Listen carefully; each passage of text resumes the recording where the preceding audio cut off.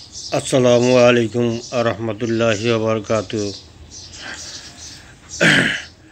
আজকে মাহে রমজানের 14তম দিন। আমরা গতকালকে একটা স্ট্রাকচার নিয়ে আলোচনা করেছিলাম, সেটা আজকে পুনরায় বাকি অংশটুকু আমরা এখন পড়ে শোনাব।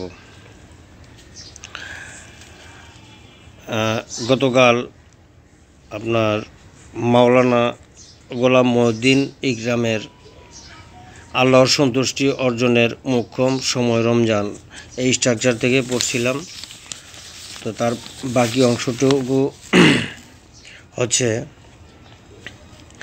আমাদের কালকে পাপ ক্ষমার কথা বলা হয়েছিল, এই পর্যন্ত আমরা আলোচনা করছিলাম।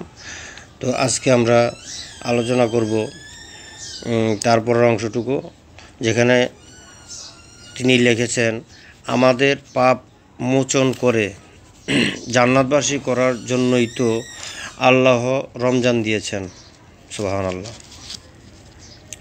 দিয়েছেন ক্ষমা বা মাগফিরাতের দশক, অর্থাৎ যে 10 দিন করে ভাগ করে দেওয়া হয়েছে রহমতের, মাগফিরাতের, কবর আযাব থেকে মুক্তির জন্য, এগুলির কথা বলা হয়েছে এখানে। তাই তো আল্লাহ বলেন, অন্যান্য ইবাদতের প্রতিদান ফেরেশতাদের মাধ্যমে দেবেন, কিন্তু রোজার প্রতিদান তিনি নিজ কুদরতি মাধ্যমে বান্দার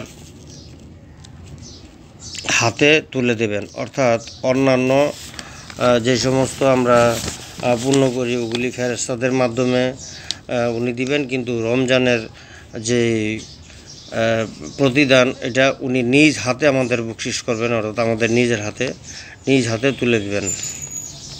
এখানে উনি আরও লিখেছেন,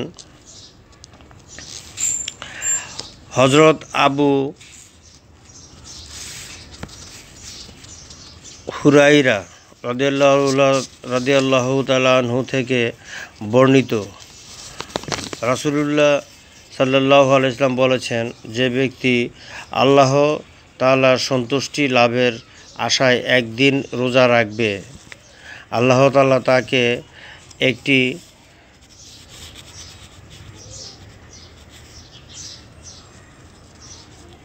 কাক উড়ার বয়স থেকে নিয়ে বড় হয়ে মৃত্যুবরণ করা পর্যন্ত উড়তে থাকলে যতটুকু দূরত্বে পৌঁছবে, ঠিক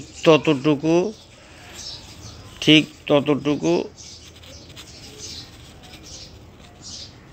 জাহান্নাম থেকে দূরে সরিয়ে দেবেন। সুবহানাল্লাহ, সুবহানাল্লাহ, সুবহানাল্লাহ।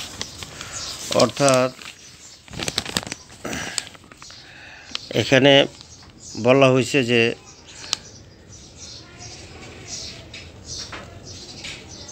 যে ব্যক্তি আল্লাহ তাআলার সন্তুষ্টি লাভের আশায় একদিন রোজা রাখবে, আল্লাহ তাআলা তাকে একটি কাক উড়ার বয়স থেকে বড় হয়ে মৃত্যুবরণ করা পর্যন্ত উড়তে থাকা যতটুকু দূরত্ব পৌঁছবে, ঠিক ততটুকু জাহান্নাম থেকে দূরে সরিয়ে দেবেন। অর্থাৎ সুবহানাল্লাহ, দেখেন এখানে কত বড়। যে ব্যক্তি একদিন রোজা রাখবে, আল্লাহ তাআলা নিজে বলেছেন যে একটি কাক উড়ার যখন সময় হয় বা পরিণত হয়, উড়ার সময় থেকে ধরে মৃত্যু অবধি পর্যন্ত, যে পর্যন্ত মানে ওই সময়টুকু পর্যন্ত যতটুকু সে উঠতে থাকে বা যতটুকু দূরত্ব অতিক্রম করতে পারে, সেই পরিমাণ দূরত্ব পর্যন্ত ওই রোজদারকে